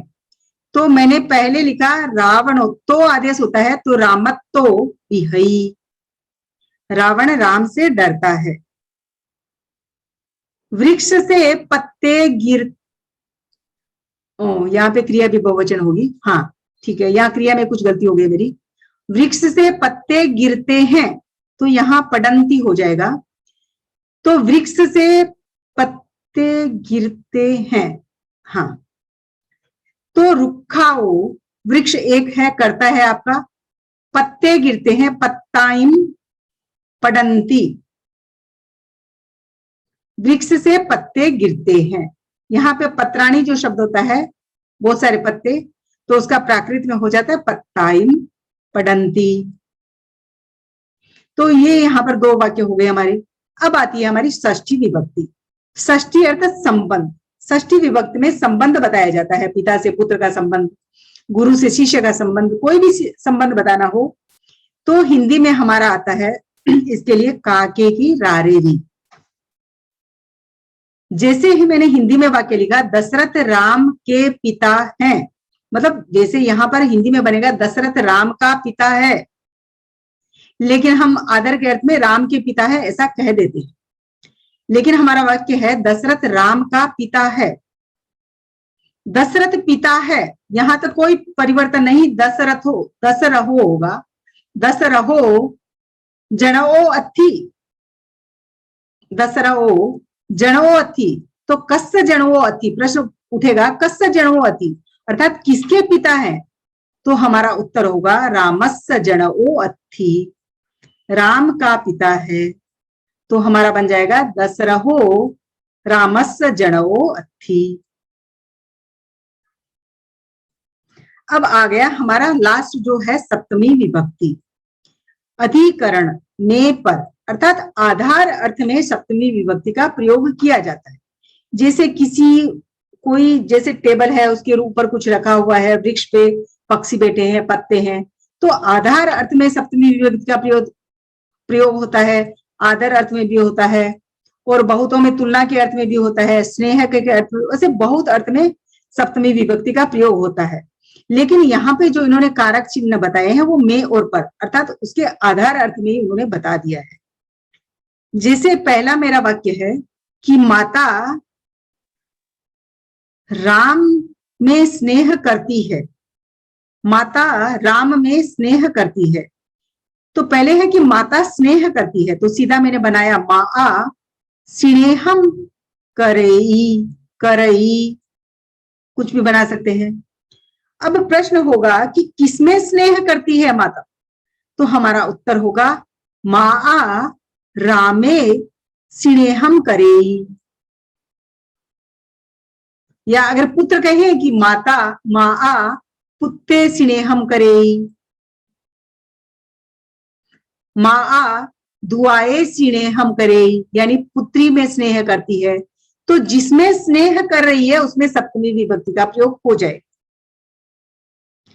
नेक्स्ट हमारा वाक्य है आकाश में पक्षी उड़ते हैं। आकाश में मतलब में शब्द भी यहां पर आ रहा है, और जब पक्षी उड़ते हैं तो आकाश उनका आधार होता है, तो आकाश से पक्षी बहुवचन है, पक्षिणो उड्डन्ति, आकाश में पक्षी उड़ते हैं। इस तरह से एक ये हमारी स्लाइड थी जो मैंने आपके सामने पेश की है, और हमारा समय आज स्लाइड में ही चला गया है। इसमें किसी का प्रश्न हो तो पहले 5 मिनट आप लोग प्रश्न कर लीजिए। और निशांत मुनि जी ज्वाइन हुए क्या?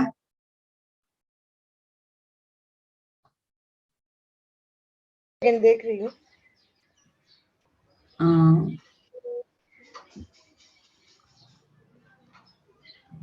ठीक है, नहीं है, कोई बात नहीं, ठीक है। उनकी एक जिज्ञासा थी, वो बता दीजिए। हाँ, अब जिनका प्रश्न है वो हैंड रेज कीजिए और प्रश्न कीजिए।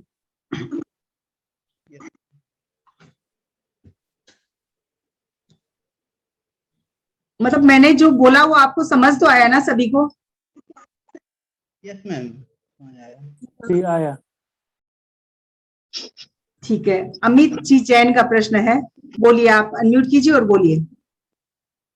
जी जय जिनेन्द्र साहब, मुझे ये पूछना था, ये शादी प्रत्यय का मतलब कैसे पता चलता है कि अम में कौन कौन से आते हैं, टा में कौन कौन से आते हैं, जैसे ये आपने देखे हैं जो?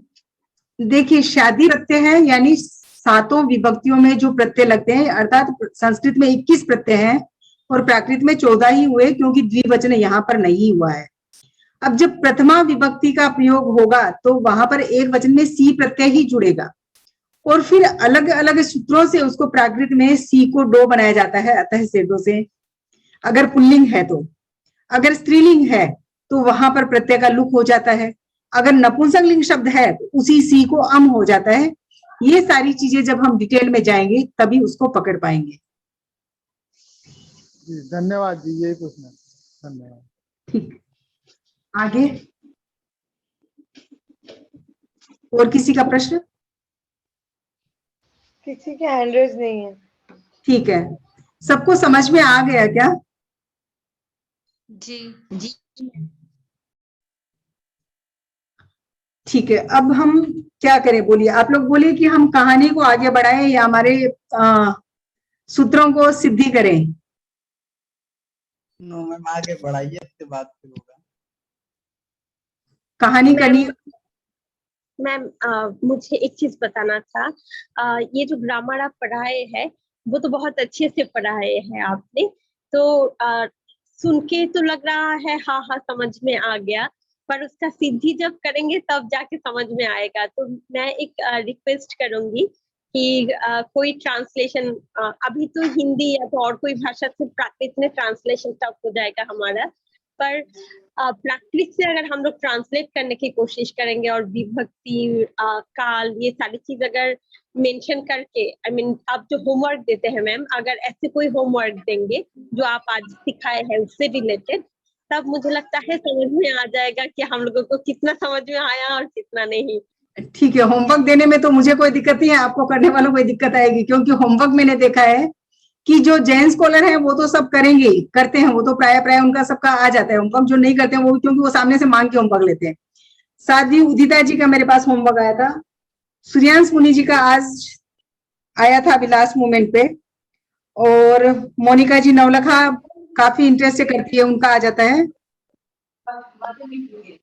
और प्रशंसा जी, साध्वी जी जो है उनका भी मैसेज था, मतलब वो भी देख रहे थे कि क्या होमवर्क था। मोक्षदा जी जो है उनका भी एक दिन आया था होमवर्क। बाकी लोग जो हैं वो होमवर्क नहीं कर रहे हैं, या तो उनको सब कुछ आता है या फिर समझने की कोशिश नहीं करते हैं। मैम इसलिए बोल रही थी कि जो हम लोगों का होमवर्क था वो हम लोगों के लिए, इन लोगों के लिए ये प्रिलिमिनरी पार्ट है, तो हम लोगों के लिए काफी मुश्किल हो जा रहा था। आई मीन कैसे क्या करना, उसको लेके थोड़ा कंफ्यूजन हो जा रहा था, और इनकॉन्फिडेंस तो है ही। तो हम लोग जितना जितना ग्रामर सीख रहे हैं उतना अगर होमवर्क करेंगे तो मैम हम लोग सबके साथ चल पाएंगे, नहीं तो हम लोग पीछे पड़ जाएंगे। लिपिका जी बोल रहे हैं ना, लिपिका जी बोल रहे हैं ना? Yes ma'am. अरे तो मैं, लिपिका जी मैं ये बोल रही हूँ आपको कि आप थोड़ा ट्राई तो कीजिए। मैंने आप सभी से कहा था कि अगर आप लोगों को कुछ भी दिक्कत होती है तो आप ग्रुप में डालिए। देखिए, अगर आप ग्रुप में कुछ डाउट पूछेंगे, कुछ डालेंगे तो उसका उत्तर मिलेगा, अदरवाइज मैं सामने से तो पूछ के नहीं कहूंगी कि आपका क्या कोई डाउट है क्या। जिसका भी प्रश्न आता है, अभी लास्ट मोमेंट पे अगर किसी का आता है तो शायद मैं नहीं जवाब दे पाई थी, लेकिन पहले अगर किसी का प्रश्न आता है तो मैं कोशिश करती हूँ कि उसका उत्तर मैं दे दूं। मैम मुझे एक पाठ का अनुवाद करना इतना आई मीन मैम कॉन्फिडेंस ही नहीं मिलता है ना, इसीलिए भागते हैं। आई मीन वो बहुत कठिन लगता है। तो ये जो जो थोड़ा थोड़ा सीखते हैं उसका अगर एप्लीकेशन चलता रहेगा तो मैम ये हम लोगों के लिए आसान रहेगा। कॉन्फिडेंस भी तो एक बड़ा बात है मैम। मेरे लिए प्राकृत पहले है ये। आई मीन मैं पहले बार इसको ट्राई कर रही हूँ, तो पहले ही पूरा एक टेक्स्ट का अनुवाद करना मेरे लिए ये बहुत टफ हो जा रहा है।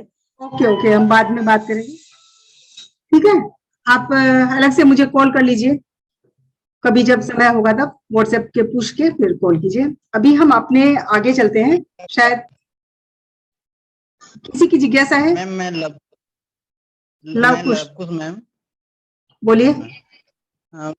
मैम यहाँ जो गच्छ शब्द है आया, यह संस्कृत में लोट लकार मध्यम पुरुष एक वचन में है। मैंने कहा, एक मिनट मेरी बात सुनिए लवकुश जी, मैंने कहा कि गच्छ में ई जोड़िए, आप गच्छ ही बनाइए। वो थोड़ा मेरा मिस्टेक रह गया टाइप करने में, ई लगा दीजिए पीछे, गच्छ ई, ह्रस्व ई। मैम ओके, गच्छई, ओके मैम, ठीक। यहाँ पे मेरा वो ई छूट गया है, टाइप करना रह गया था, तो कुछ कुछ हो जाती है, सुधार लीजिए, ठीक है। अब हम थोड़े से सूत्रों को करते हैं।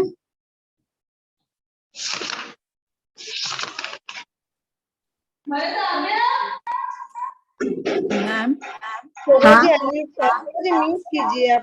एक प्रश्न था मैम। हाँ बोलिए। मैम एक बार विधिलिंग लकार का क्या मतलब है? विधिलिंग लकार का अर्थ है चाहिए, अर्थ में होता है उसका प्रयोग, चाहिए। जैसे मैं आपको कहती हूँ कि आपको होमवर्क करना चाहिए, सुनिए, मैं आपको कहती हूँ कि आपको होमवर्क करना चाहिए, यानी मैं आपको ऑर्डर नहीं दे रही हूँ, लेकिन ऐसा चाह रही हूं मैं कि आप होमवर्क करें। जैसे आप अगर वाक्य बनाए, मैं आपको कहूंगी पढ़ें, वह पढ़े, सा पढ़िज, यानी सा पढ़िज, उसे पढ़ना चाहिए।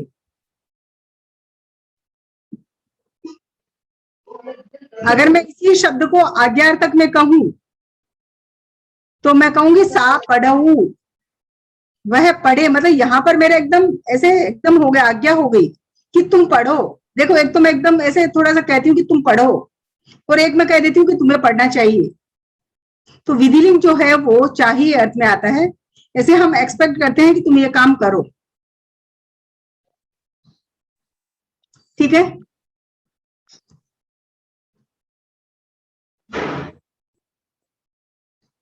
अब हम आगे चलते हैं। हमारा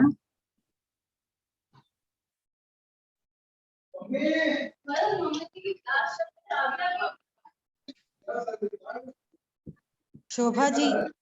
ओह सॉरी। जी जी जी बोलो। म्यूट कीजिए शोभा जी, म्यूट कीजिए। एक सेकंड में कुछ खोलना चाह रही थी पेज।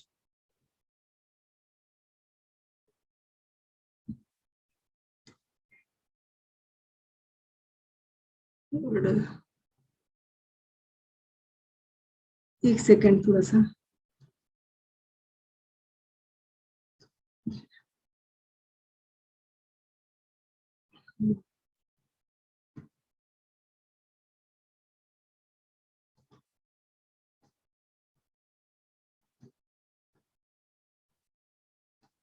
हाँ, तो हम सूत्रों की तरफ चलते हैं हमारे।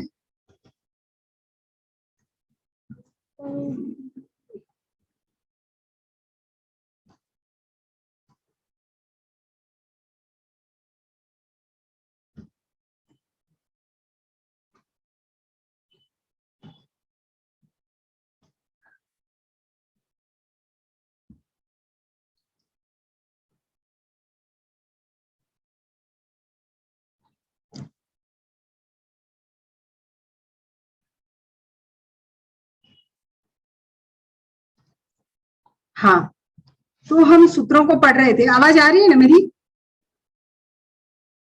जी मैम, हाँ, आ रही है। तो हमने सूत्र पढ़े थे उस दिन, आदेर्यो जह क ग च ज त द प य वाम प्रायो लुक अवर्णो यह श्रुति ही सर्वत्र लवराम अवंद्रे। और पहले 3 सूत्र पढ़े थे, अथ प्राकृतम बहुलम और आश्रम। वहां पर हमने सिर्फ एक शब्द की सिद्धि की थी उस दिन। कौन से शब्द की थी? लोका का लो ओ बनाया था। अब कल किसी का एक प्रश्न था, उन्होंने जो सिद्धि की थी वहां पर उन्होंने अवनो यह श्रुति सीधा कह दिया। मैंने एक शब्द दिया था यदा, यदा शब्द दिया था, उन्होंने यदा का जया बनाया और उन्होंने सीधा का सीधा अवनो यह श्रुति कर दी थी, क ग च ज त द प य वाम से उसका लोप नहीं किया पहले देखा। तो इस चीज को आप विशेष ध्यान रखिए कि जहां कहीं भी अवर्णो यह श्रुति सूत्र का प्रयोग होगा वहां पहले क ग च ज त द प य वाम सूत्र लगेगा, उससे जो वर्ण व्यंजन का लोप होगा उसके बाद जो शेष स्वर रहता है जिसे उद्वृत्त स्वर कहते हैं, उसी स्वर को अवर्णो यह श्रुति से यह होगा। अवर्णो यह श्रुति का प्रयोग तभी होगा जब उससे पूर्व में क ग च ज त द प य वाम का प्रयोग हुआ हो। शेष स्वर को उद्वृत्त स्वर कहते हैं और उसी उद्वृत्त स्वर आकार का यह होता है। अब यहां पर एक शब्द हमारा है, आज हम कुछ सूत्रों को और पढ़ लेते हैं, 2-4 को।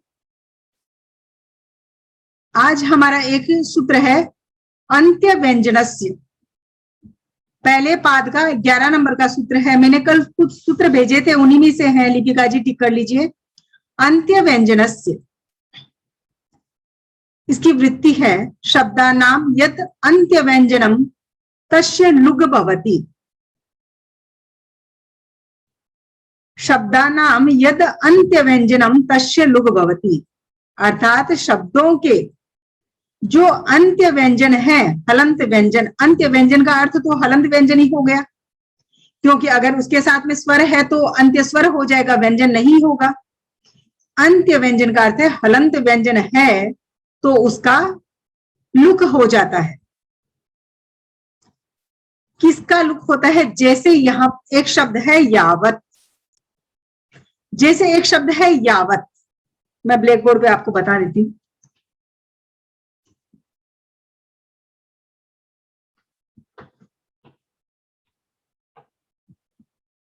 ये एक शब्द है मेरा यावत, इसको बन जाता है जाव। यावत का जाव बना है, तो आप लोग एक दो जन माइक को अनम्यूट कीजिए और बोलिए कि यह को जय किस सूत्र से हुआ? आदेर्यो जय से। आदेर्यो जय है। आदेर्यो जह। हाँ, हमने पिछली कक्षा में एक सूत्र पढ़ा था आदेर्यो जह, अर्थात आदि में जो यह है उसको ज हो जाता है। तो उस सूत्र के हिसाब से यहाँ पर यह जो हलंत था चेंज इनटू ज, आदेर्यो जह से, ऐसे सूत्र लिख देना यहाँ पर। ठीक है, कोई परिवर्तन नहीं हुआ। जो आ था इसके साथ में उसमें कोई परिवर्तन नहीं, जा बन गया सीधा। व में कोई परिवर्तन नहीं आएगा। उसके बाद में जो हलंत व्यंजन त, क्योंकि प्राकृत भाषा में अंत में हलंत व्यंजन नहीं होता है, इसीलिए इस तय का लोप हो जाएगा। अंत्य व्यंजन से तय का लोप हो जाएगा और हमारा शब्द बन जाएगा जाव। तो यावत का बना जाव। इसी तरह एक शब्द है यशस, यशस का जसो बन जाता है, अंत्य व्यंजन का लोप हो जाता है। ये हमारा शब्द था। यहाँ पर कुछ शब्द हैं, जैसे यशस एक अव्यय है, नहीं सॉरी यावत एक अव्यय है, यावत सॉरी यावत एक अव्यय है, उसके अंत्य व्यंजन से तय का लोप हुआ और उसमें कोई परिवर्तन नहीं हुआ, वो वैसा का वैसा रहा। लेकिन कहते हैं कि प्राकृत में जो क्वचित प्रवृत्ति की बात आती है, उसी की तरह यत एक शब्द है, यत य हलंत त, क्योंकि अर्थ में आता है, ये भी एक अव्यय है और एक ये सर्वनाम शब्द भी है। म्यूट कर दें। दो तरह से प्रयोग में आता है। यत, यत में जब त का लोप हो जाता है, हलंत त का, नहीं सॉरी, यत शब्द के त को म हो जाता है। एक सूत्र है मा स्वरे मश्च, उससे हलंत त को म होगा और उसके बाद में मोनुस। म्यूट कर दीजिए। यत शब्द को यम बनता है। अब वहां पर तकार को मकार हुआ और फिर उसका अनुस्वार हुआ और यावत में त का अंत्य व्यंजन से सीधा लोप कर दिया, तो ये बात बहुलम की है प्राकृत। उसके बाद हमारा सूत्र आता है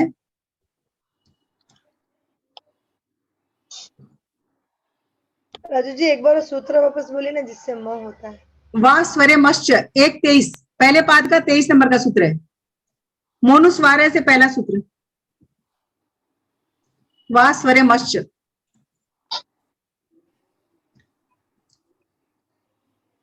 उसके बाद हमारा सूत्र है 2.89 वाला दूसरे पाद का 89 नंबर का सूत्र, अनादौ शेषा देशयोर द्वित्वम। अनादौ शेषा देशयोर द्वित्वम। इसकी वृत्ति को सुनिए।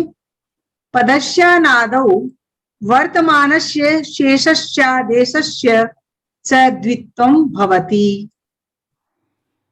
पद के अनादि में यानी आदि में नहीं होना चाहिए, वर्तमान में शेष को, अर्थात ये सूत्र जब लगेगा तो संयुक्त व्यंजन होने चाहिए, क्योंकि शेष की बात तभी आएगी जब एक व्यंजन का लोप हो जाएगा और एक व्यंजन शेष रहेगा।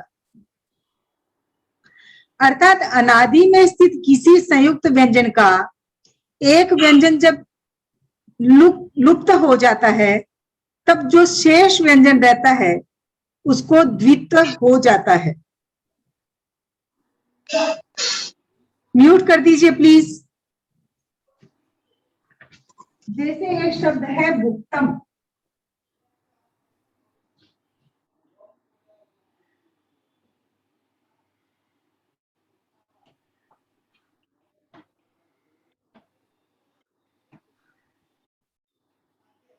भुक्तम ये संस्कृत शब्द है। भुक्तम मतलब खाया हुआ, इसका बन जाएगा भुक्तम।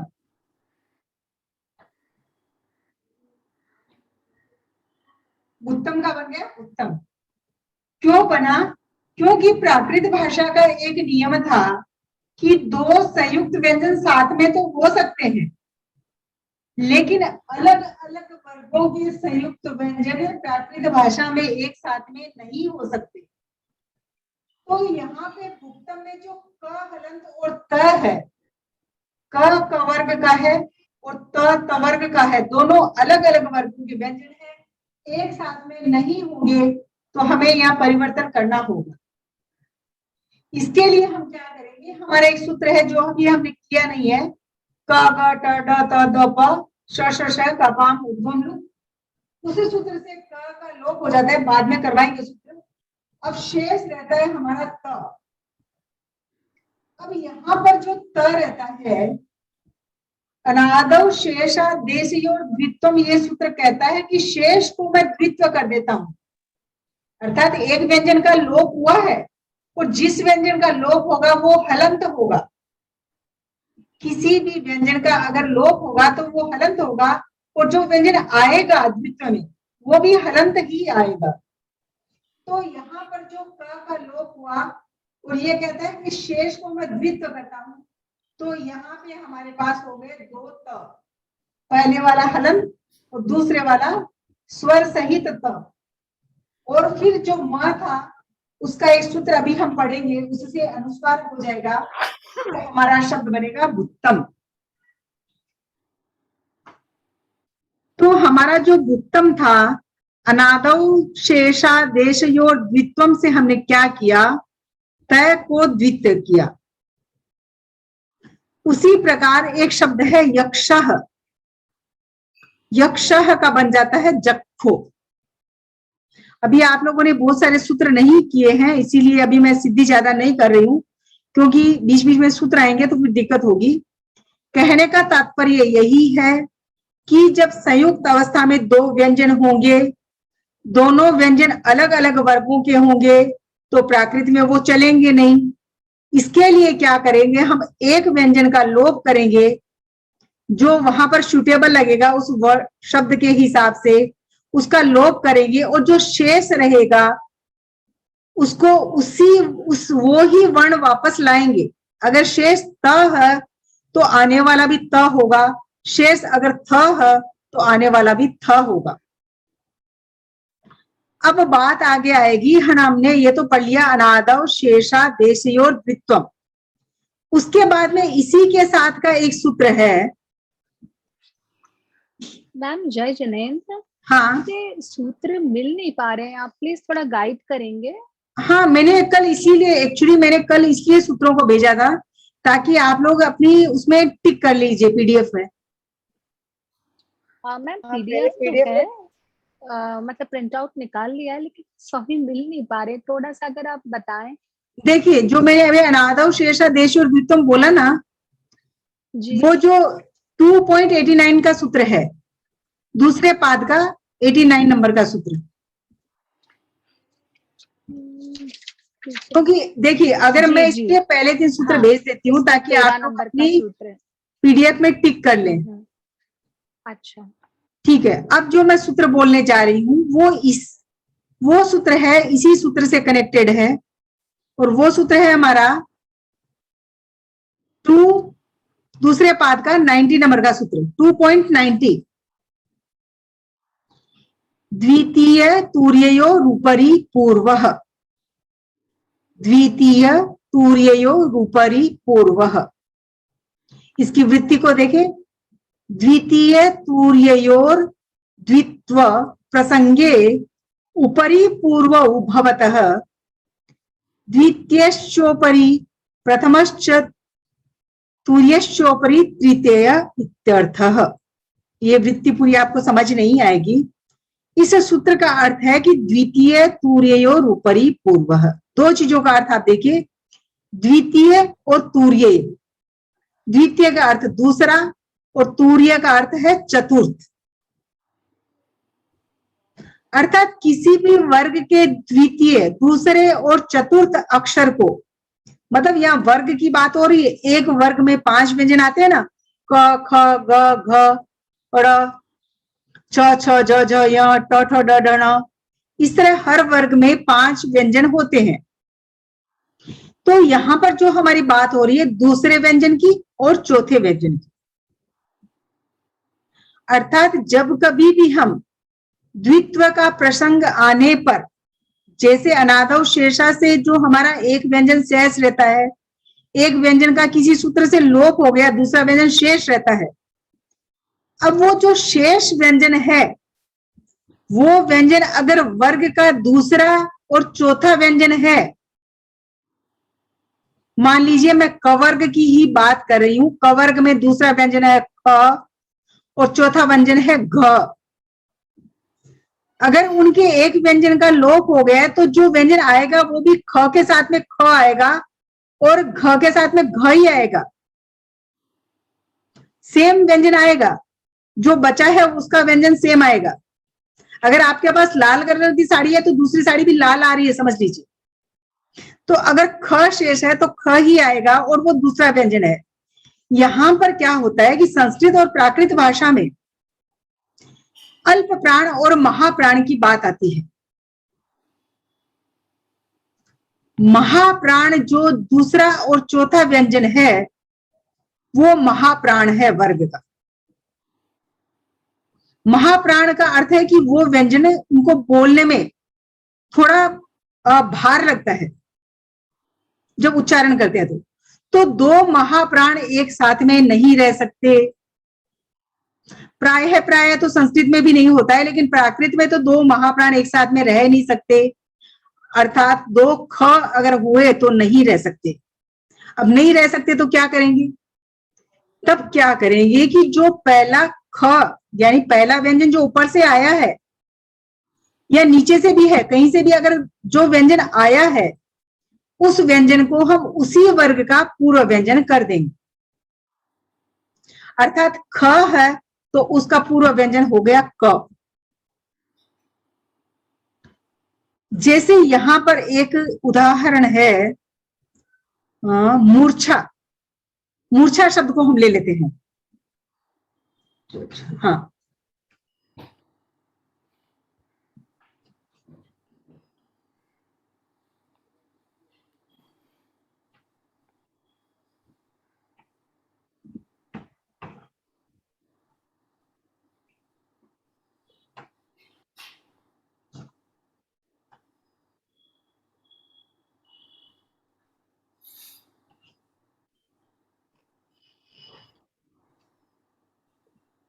अच्छा, मूर्छा शब्द को लेने का कोई फायदा नहीं है, व्याघ्र शब्द को लेते हैं। हाँ, व्याघ्र शब्द को लेते हैं।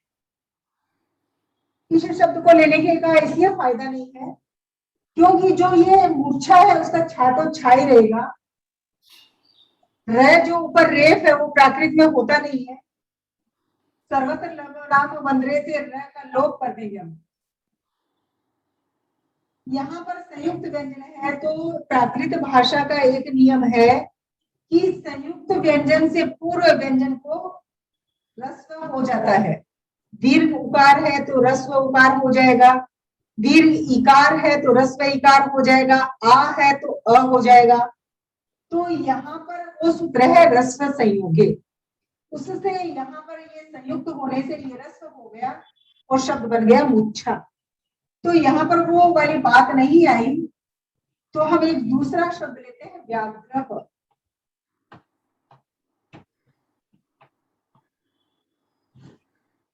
व्याघ्र का बनता है हमारा वाहो। यहाँ पर विसर्ग है।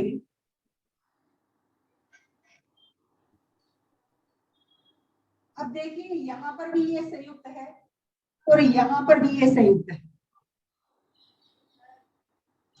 यहाँ पर क्या होता है कि प्राकृत भाषा में कभी कभी ऐसी सिचुएशन आ जाती है कि दोनों व्यंजन ही लोप हो सकते हैं। तब ऐसी स्थिति में हम क्या करें? अब जैसे व्या यहाँ पर लिखा हुआ है तो सर्वत्र लवराम बंदरे से वह का लोप भी हो सकता है और अधोमनियाम से यह का लोप भी हो सकता है। ऐसी स्थिति में आचार्य हेमचंद्र ने कहा है कि उन्होंने जो पुस्तक में लिखा है, जो सिद्धि बताई है, जो शब्द बताया है, आप उसी शब्द का प्रयोग करें। तो यहाँ पर उन्होंने अधोमनियाम से यह का लोप किया है और ये वाह हमारा शेष रहा। अब हमारी बात चल रही थी कि हमने सूत्र पढ़ा अनादव शेषा देशयो द्वित्वम, कि अगर एक व्यंजन का लोप हो जाता है शेष को द्वित्व होता है, तो यहाँ पर हमने वाह को द्वित्व क्यों नहीं किया? तब हमारा उत्तर होता है कि प्राकृत भाषा में आदि अर्थात स्टार्टिंग में द्वित्व नहीं होता। कुछ एक दो विकल्प है उनको छोड़कर यहाँ पर द्वित्व नहीं होगा, इसीलिए ये वाह रहा। आगे चलते हैं ग्रह, व्याघ्र। यहाँ पर भी संयुक्त है ख और र। तो यहाँ पर हम लोप करेंगे सर्वत्र लवराम बंदरे से।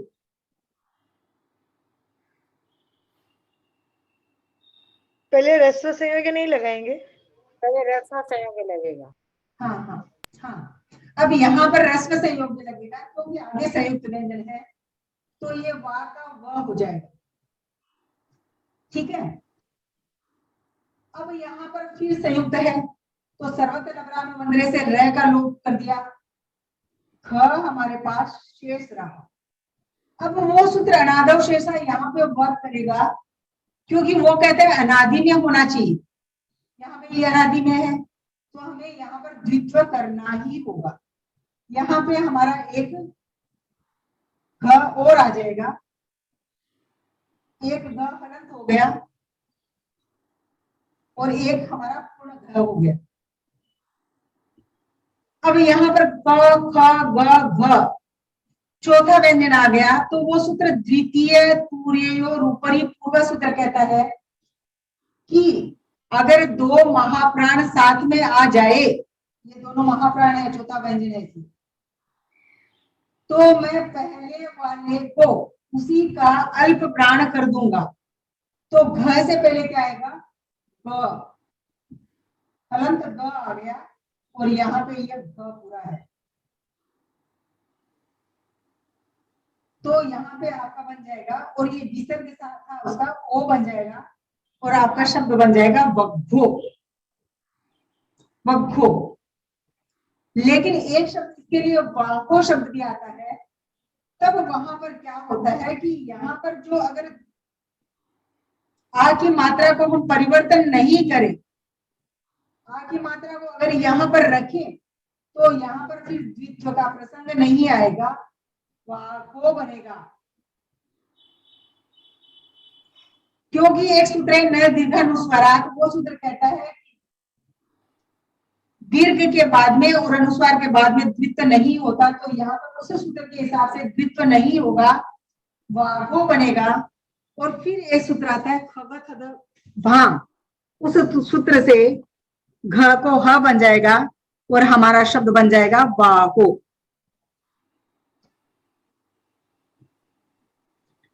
तो आज हमारी कथा तो नहीं हो पाएगी, समय वो ग्रामर समझाना भी बाकी था। अब 1-2 मिनट का समय है, अगर किसी को कोई जिज्ञासा हो तो पूछ सकते हैं।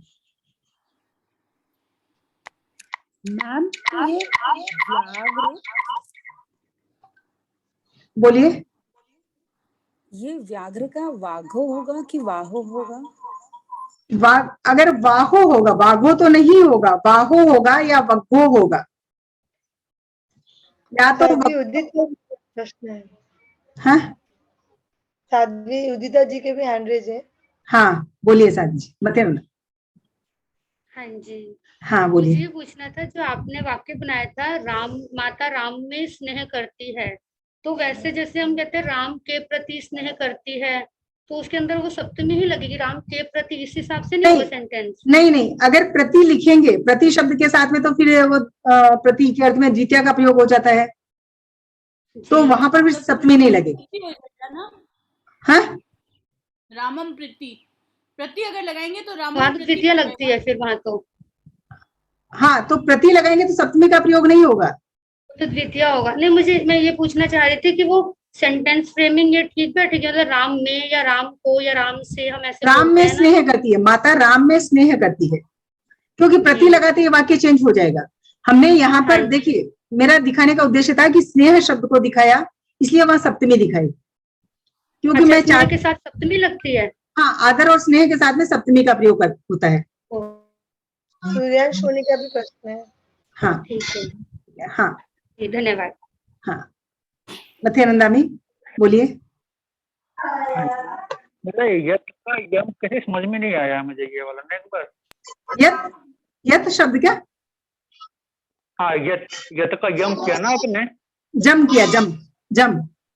हाँ जम। हाँ देखिए, यत एक अव्यय है और एक सर्वनाम शब्द भी है। यहाँ पर हम जो बात कर रहे थे वो अव्यय की बात कर रहे थे, यत का जम बनता है, जम। यहाँ पर क्या होता है कि जो यह होता है आदेश और ज से यह को ज हो जाता है, यहाँ तक एकदम क्लियर है। उसके बाद में क्या होता है, जो हलंत त है उसका अंत्य व्यंजन से लोप नहीं। एक बार म्यूट कर दें सभी, फिर सूर्यांश मुनि जी के अलावा सभी म्यूट कर दें। हाँ, अभी यहाँ पर क्या होता है कि यावत में हमने त का लोप कर दिया अंत्य व्यंजन से और जाव बना दिया, लेकिन यत के लिए यहाँ पर वही बहुलम की बात आ गई। तो ये यहाँ पर इन्होंने क्या किया, वा स्वरे मश्च, पहले पाद का 23 नंबर का सूत्र है, उससे उन्होंने त को मकार किया, फिर मोनुस्वार से अनुस्वार किया और जम बना।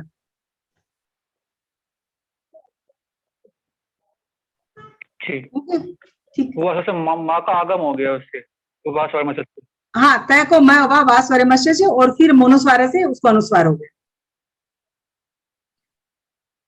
ठीक, धन्यवाद। हाँ, और किसी का कोई प्रश्न? समय भी हो गया हमारा, और अभी तो नहीं, किसी का हैंड रेज नहीं। ठीक है, फिर हम जय जिनेन्द्र सभी को। जय जिनेन्द्र, जय हम जिनेन्द्र। पे तो गैस हम सब आपके आभारी हैं। मैम वो भगत द्वार से हुआ ना, वाघो का वाहो। हम सब आपके आभारी हैं। हाँ, जय तो जिनेन्द्र। गैस में हम सब आपके आभारी हैं। जय जिनेन्द्र। हम सब आपके हाँ, आभारी हैं। जिनेन्द्र भाई प्रणाम करते हैं। जय जिनेन्द्र, जय प्रणाम। जिनेन्द्र, जय जिनेन्द्र, जय Excuse me. जय जिनेन्द्र। मत्थेन वंदन।